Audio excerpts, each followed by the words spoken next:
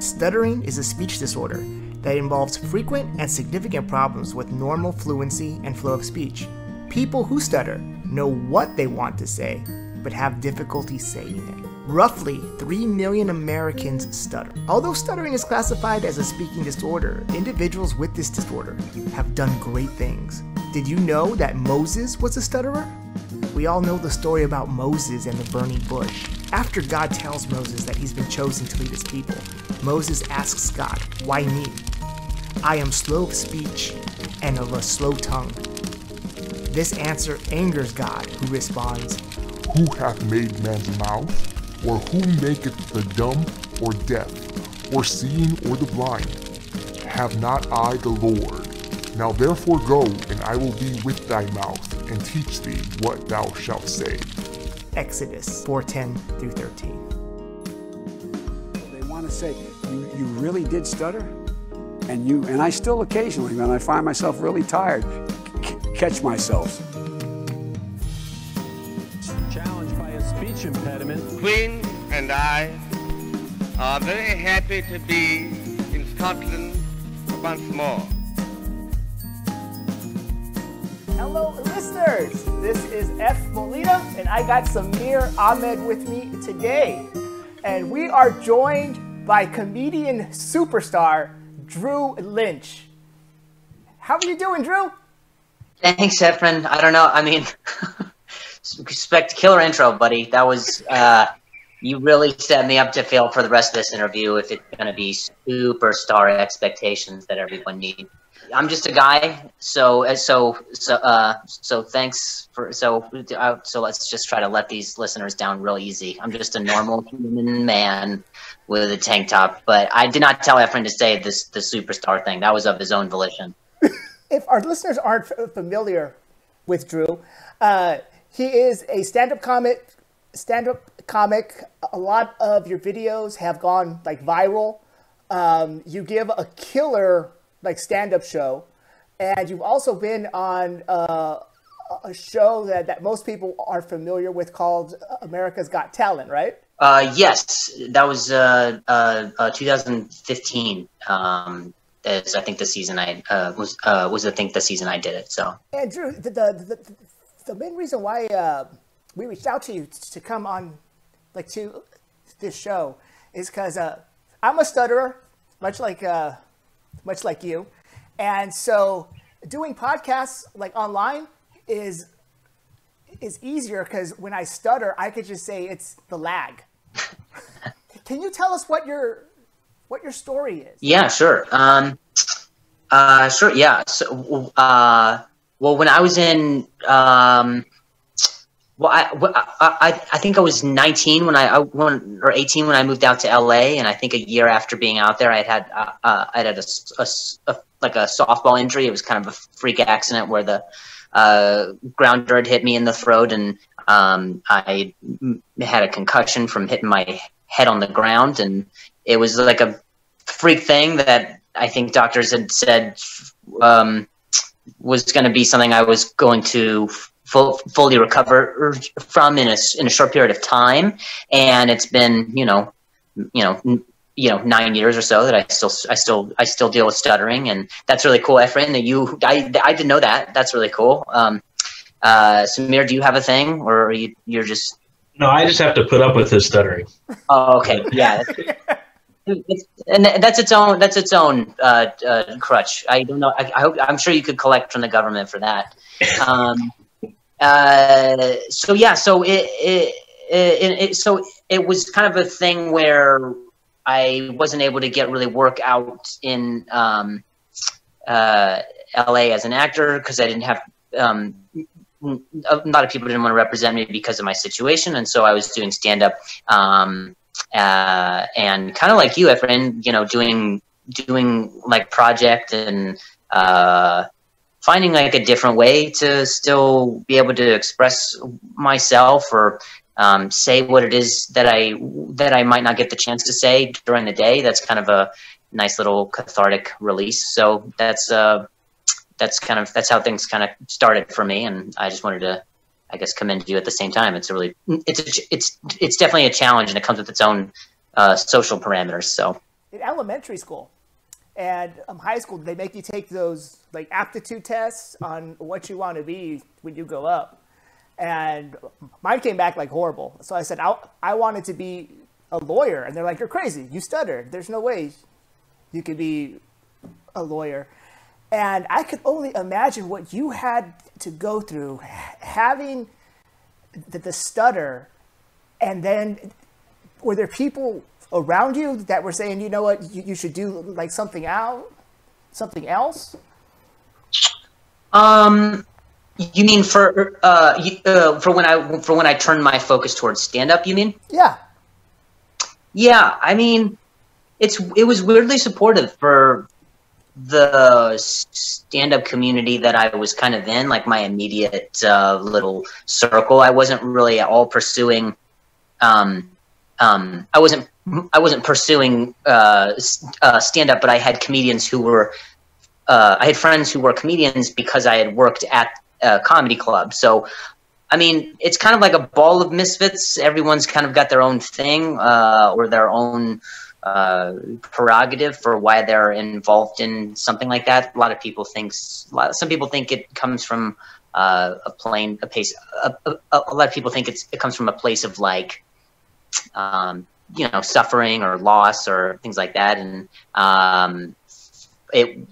I did get a lot of encouragement from that immediate group of friends to tell me that I should go on stage and just use this as something to talk about. And it was weirdly supportive, especially for how vulnerable I was feeling and how devastated I was to not be able to pursue the things that I had wanted to pursue in Los Angeles in the first place. So, and what's really cool is you really own it. Like you incorporate it into your act. Mm-hmm. Which have you had an outpouring of other people that stutter, like contacting you and basically saying thank you for doing what you're doing? Yeah, it's that's another thing. I wasn't ever expecting the amount of people to come forward and express that I had made an impact just on, that kind of confidence. But I don't know. I've kind of like put myself in a corner as far as the way I bartered my circumstances. Like I felt it's like when the door had closed and that opportunity was no longer an option, then all of a sudden, if you still want to have the same aspirations and you still want to be bold with your career choices or your decision making, there isn't really much room to be tepid or to be unsure. And I find myself in situations when I'm unsure all the time.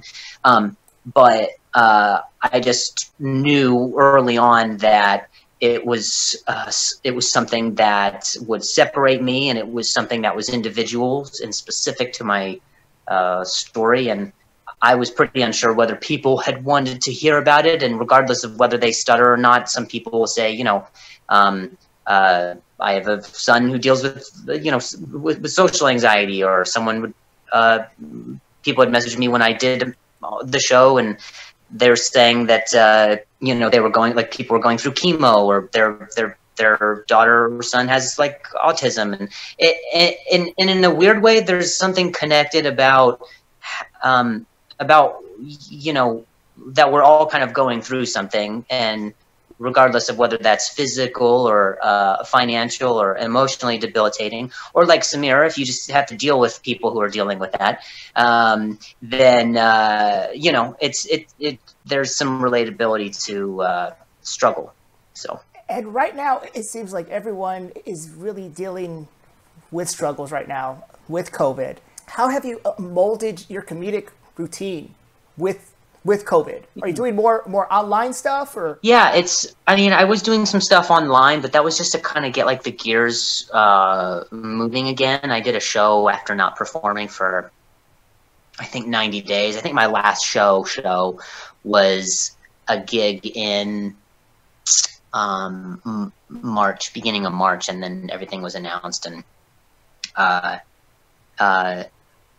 it's a weird time, I would say, just in the comedy climate, because so many serious things have happened. I would say not unfavorable things have happened this year, and it also feels like we're still kind of in it. So any kind of joke that we can make to still bring some levity to the situation, but also not cross the line of it being too soon, because we're still kind of in the thick of it. So, you know, it's about time where we bring some awareness to the situation. But I mean, this whole pandemic has affected everyone, and I know everyone is saying that, but it's also true. And I think if people look to comedians or anybody in the public eye to kind of bring some voice or some truth to that, to our current reality,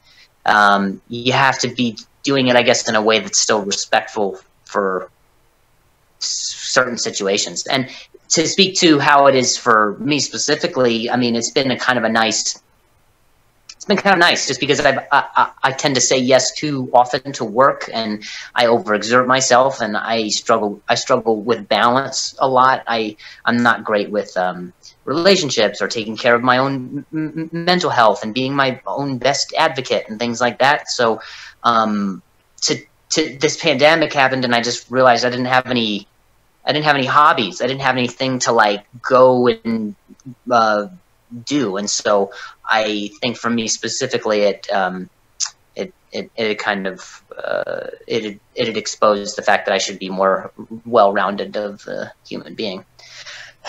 Bro, when I first started following you a long time ago, you had a co-star, Stella, right? Oh, yeah. How's Stella doing? Oh, she's great. I mean, I appreciate you asking. She would have been devastated had no one asked about her. Yeah, I'm actually in Vermont right now with my girlfriend and Stella, and LA is just such a place where it's kind of a hot spot for cases, and a lot of things are shut down. So might as well be shut down where you're in nature. So my girlfriend and I are out here in Vermont, and Stella is just like, you know, it's the best. It's like there's lakes and rivers and nature and deer, and she's running naked in the woods, and so are we. It's a good time. So yeah, it's great. Drew, let me ask you a question, because Ef'n, I joke with him. He's my best friend, and when we've been through trials together, and I have a lot of respect just for him having to get up in front of people he doesn't know and do a closing argument, similarly to when you're doing a stand-up show. And so before I ask any questions, to both of you, I have a lot of respect, because I don't have a stutter, but I can only imagine how much more difficult it is to get your point across or say what you want to say, whether it's to try to convince a jury or make somebody laugh when you don't know when that next word is coming out. So I got to commend both of you. And as you can tell from this podcast, Drew, I usually let Ef'n do all the talking anyway. So, maybe he's got some experience with that. But some things I have that are like my own questions is like, when you come across a word that you're stuck on, is there something you guys do that helps you get to the next word? I mean, is there a way to explain what that process is like? Yeah, Ef'n, do you wanna? I think like everyone has their own like little words that they get like stuck on. Like the word that just scares the shit out of me is the word. Let me say, hello.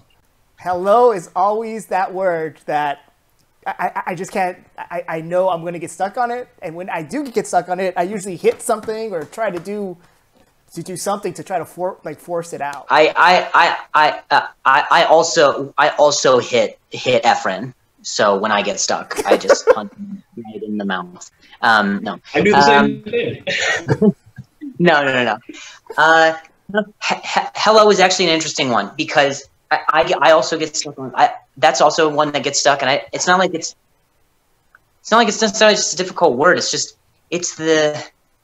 it's the mental aspect of like trying to like it's like making yourself it's the first thing that it's the first thing that you know you're going to say when you see someone, and so all judgments are happening in that first micro moment. And so I think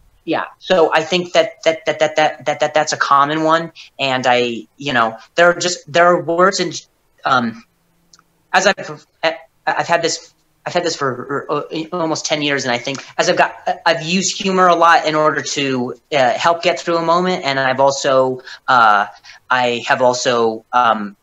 learned to stick more with words that I know that I would be able to use. Like I think that's why I've met so many people who stutter, and they tend to be exceptionally bright individuals. And I'm not saying me. I'm saying I'm a superstar comedian, but I'm not bright. But it's just because like there's this second or third wavelength that I feel like brings about additional anxiety, and because our brains, I think, are working on different levels. It's like sometimes I feel like I'm having the conversation, and I'm also trying to figure out which words it is that I can't use. So there's that second level of like figuring out how I circumnavigate to the best thing in order to say the thing I want to say. And then there's also a third level that you're thinking on, where you're like, I'm thinking about how a person is perceiving what it is happening, and then the layer can go back even more. Like it can even go into a fourth layer where you're thinking about the way that you're thinking about what's going on. It's like it's so much, and for me that's oftentimes where the mental block comes from, is me trying to project the worst onto a situation rather than understanding that a lot of people have good intentions, or motives that are otherwise innocuous. So that's what's been very, very challenging for me during this pandemic, is just I wanted to try and change my relationship with not necessarily my speech, but just my relationship with how comfortable I can be around people. Because I don't know how it is for you, Ef'n, but for me, like I'm around my girlfriend and around my friends and family and things like that, I tend to not stutter as much.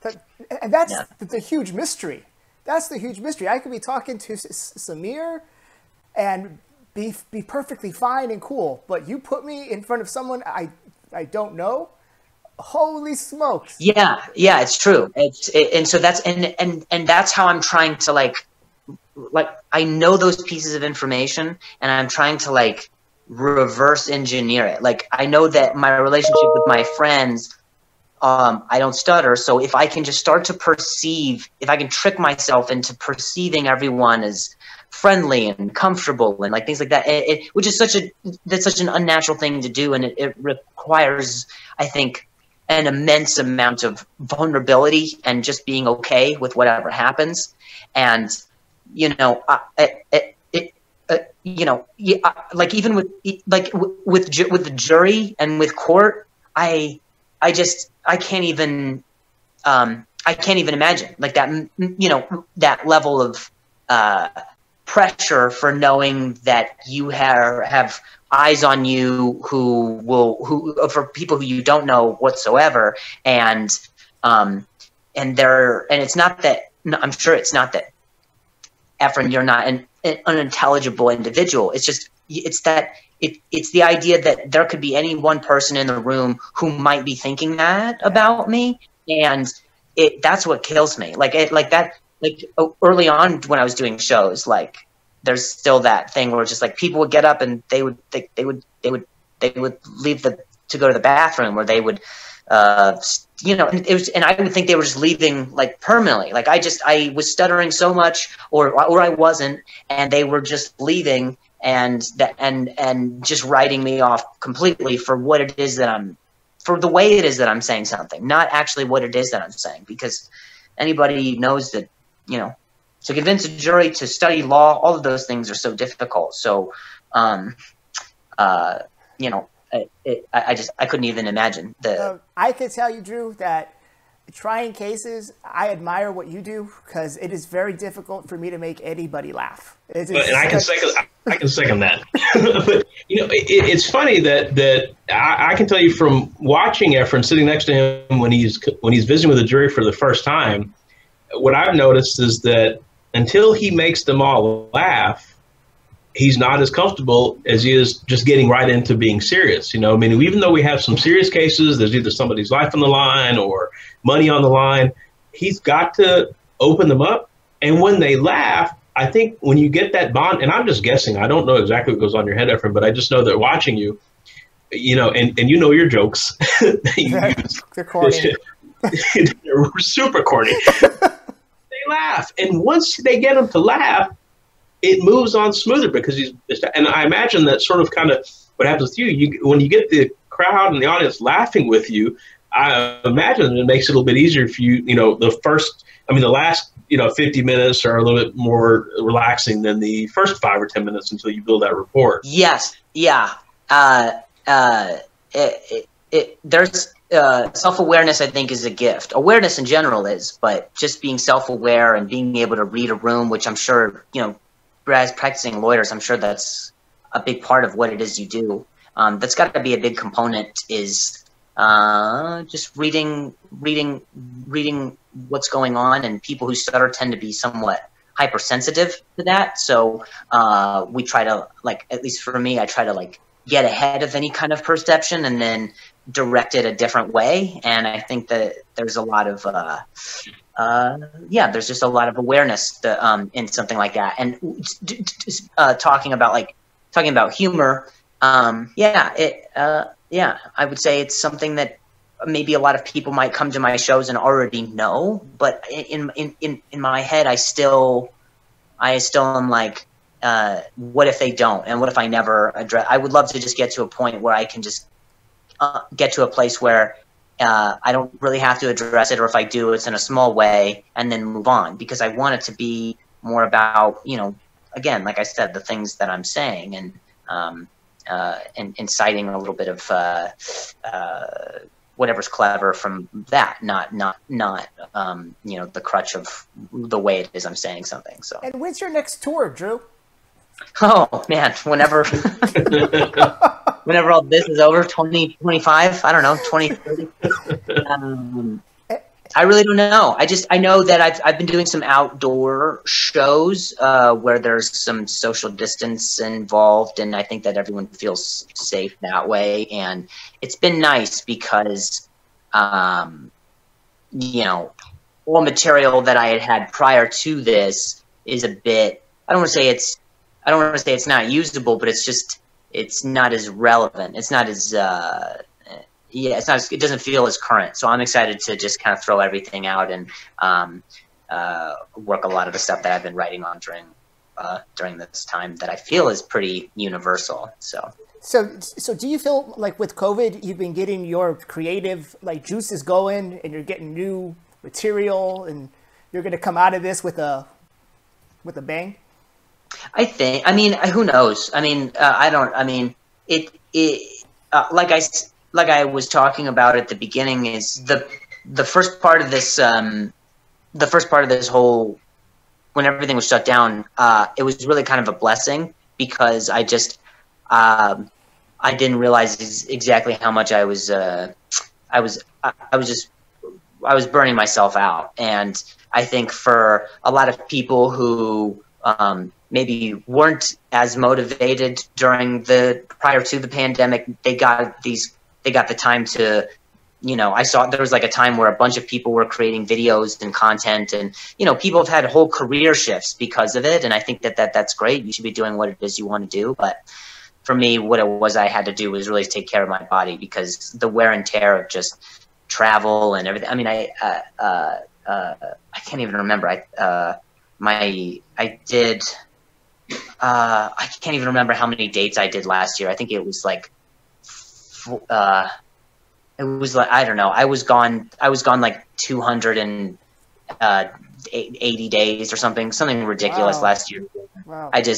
And my regimen was just too much of creating content on top of, you know, doing a podcast, on top of writing additional material, on top of performing. And then it just got to be too much. So I was really glad that things, by divine intervention, kind of had to slow down. And have you ever been to South Texas? Let's see. Where are you guys? Is this Houston area? Oh no, it's right where Mexico is.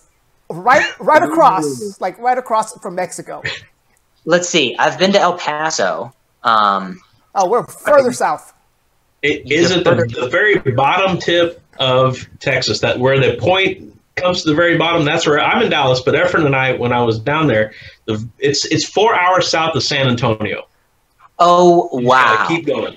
So if you're ever there, though, we happy to take you out, but it's a long way. Yeah, I mean, awesome. You definitely have to put us on your like tour. I mean, you got to put a show like down here. I mean, That's crazy. I had no idea. So wait, what's the actual like city? What's the town? It's McAllen or Edinburgh. McAllen is the biggest one, and it's about an hour from South Padre. So if you've heard of South Padre, Texas, and find it on the map, it's a little bit south of South Padre. That's so funny. You guys are like saying, if you've heard of this place, it's not that place. If you've heard of this place, that's heard of that place. It sounds like I've got a lot of places in order to get to your place. But yeah. But we do have a Cracker Barrel now. We have a Cracker Barrel. Oh, you guys have a Cracker Barrel? Yeah. Oh, well, amazing. Is there a helipad on top? Because I will be flying directly to the Cracker Barrel. Well, also, I don't fly by chopper. I don't know why. No, we have to edit that part out because that falls into the comedy superstar. You know, it's gonna be Drew Lynch. He owns his own helicopter. we need to get that out there. Yeah, but that's where he's at, way down South Texas. Learn some Spanish if you're gonna come visit. Yeah. Oh, perfect. Okay. I mean, okay. Yo soy estadounidense. Whoa! He's already qualified. Yeah. Yeah. Well, one of the problems that we do have, Drew, is a lot of the celebrities that do come down here, they find it difficult when it's time to leave. Because for some reason, when you go north from where we're at, you got to pass a checkpoint called the Falfurrias checkpoint. So a lot of celebrities tend to get busted with marijuana as they head north. So we don't get like a lot of celebrities like down here that travel by bus. Yeah. Oh, wow. So really, the United States starts 50 miles north of where Efren's at, because you actually have to cross through a border patrol checkpoint 50 miles north of where he's sitting. Even though it's in the United States. That's correct. Yeah. Yep. Wow. Yep. That's so weird. It's very weird. And I could tell you, Drew, that when they ask you, are you an American citizen? Do not joke around, because they're being serious. Oh, wow. Have you joked around before? Oh, yeah. It's going to cost you 2 hours. And let me tell you, I got a friend of mine. He's one of these, like, very conservative. Like, I'm an American. I can go wherever I want. And they like to pick fights with them. And I'm like, I'm sitting next to you. You can do whatever you want. I'm going. They're going to take me in. My name's Ahmed. Yeah. So, but yeah, I get nervous sometimes. Yeah. Wow, that's crazy. I had no idea that they would put an additional checkpoint. Like, is that like Texas's checkpoint? Is like, if you want to get into Texas, you have to go through this one? Oh no! I mean, it's for the whole United States. Yeah. It's the United States Border Patrol. That if you're, I guess if you get past that first wall and you got another 50 miles to go before your second wall, so, I cannot imagine how frustrating that would be if I snuck into the United States and I thought I was there. Well, yeah, but no, you got the right complexion though. They'll send you right through. But me and Samir though, it's What's worse is for the guys with green cards that are here legally but don't have a driver's license. Oh man, those poor guys get harassed. Yeah. Wow, that is crazy. Drew, how's your do you currently have your own podcast going on, or? Yes, yeah, I do. I have a podcast called Did I Stutter, and I usually am just. It's actually a nice little vehicle for where I kind of workshop first draft of any kind of joke I would want to work on, or anything, just updating people for anything that's going on. So that's kind of my thing. I was so against the idea of a podcast just because everybody has one, and I was just like, might as well. It'll give me some incentive to have material that I'm working on. It's a little bit motivating in that way. So, and are we going to see Drew Lynch in any upcoming movies or TV shows? Yeah, I'm actually working on 2 TV shows right now. It's a lot. I would have spaced them out, but what's nice about everything slowing down is it's a great time for development, and so yeah, I'm really excited to get those out whenever things open up again, and I can meet with the people who we need to meet with and make that happen. And Drew, I was reading a little bit about, right before your accident, you're supposed to go for an audition for How I Met Your Mother. Yeah.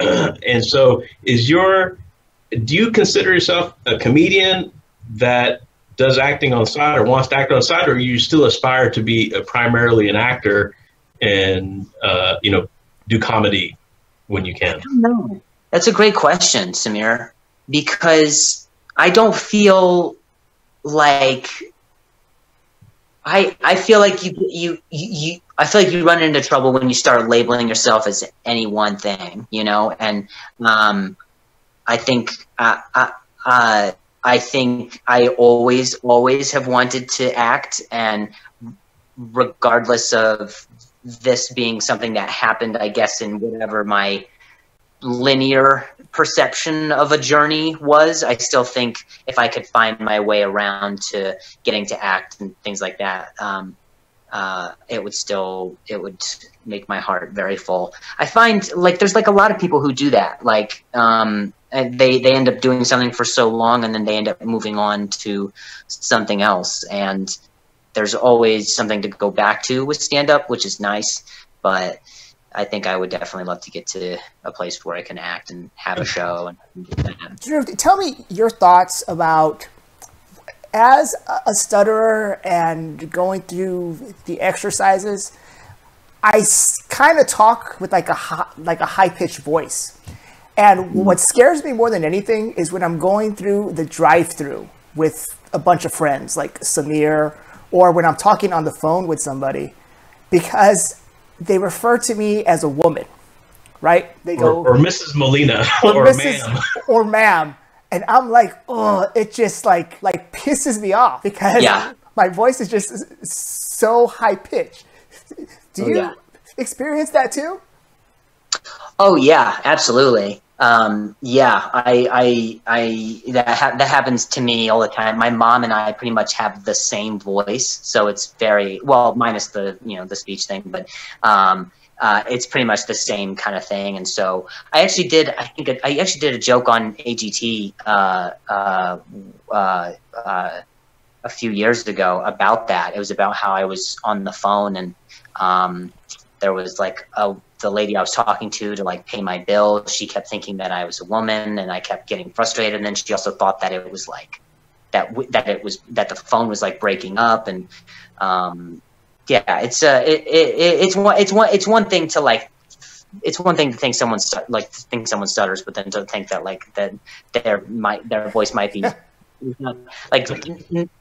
I'm a man as well. Exactly. That I'm slow, but don't take away my manhood, please. Exactly. Yeah, that's right. Hey, Drew, right now, Hidalgo County is like an epicenter for COVID. People have been stuck at home. They've been seeing loved ones die and stuff like that. And your story of just keep pressing forward and being great. can you offer any words of encouragement to the people here in Hidalgo County that are dealing with COVID? Oh, wow. I mean, I don't even know if I'm qualified, but I can only say what it is that I've been doing. I think that's been helping me, and that's just like exploring some creative outlets. I think now's a great time to like discover your inner kid or find it again and find out what's exciting. I think what has been made known through all of this world crisis is what should be important in your life. And when the whole world stops, and I don't think you want to be like me, where I was like, oh, all I had was work. I put all my eggs into that basket, and now that work physically cannot be existing because people can't be near each other, then what else do you do? So it's, you know, I think it's important to reach out to people who you wouldn't have talked to otherwise, and try to, you know, you have no idea who else is going through something that's a very similar thing to the way you're feeling. So I've felt immense relief from my friends saying, hey man, I'm calling you because I feel lonely. Do you feel that way? And I'm like, yeah, I also feel a little bit lonely, and it's a little weird. So having a little bit of a buddy system, doing something that's fun, like being out here in Vermont and stuff, like outdoors is such a great thing to do. Or a great place to be is outdoors, just for how many things they can do. I've kayaked, and I've hiked, and I've camped, and I'm not an outdoorsy person at all. But by pushing myself to go do things that I wouldn't do normally, that should be, I think, what is most exciting about a time like this. Is like, anything can be so frail. Like existence can be frail. We take things for granted, like seeing each other and human connection and being near each other, shows, concerts, like all that stuff is, you know, it's such a weird time. So I would say try to take the time to really just figure out what it is you love to do and do that thing. Many friends of mine have completely transitioned from careers altogether because they weren't happy doing what it is that they were doing. And for me, I wasn't happy doing as much of what I was doing. So I've had to like reintroduce a lot of balance into my life with hobbies and, you know, other things like that. So that would be what it is that I guess would suggest. I don't know.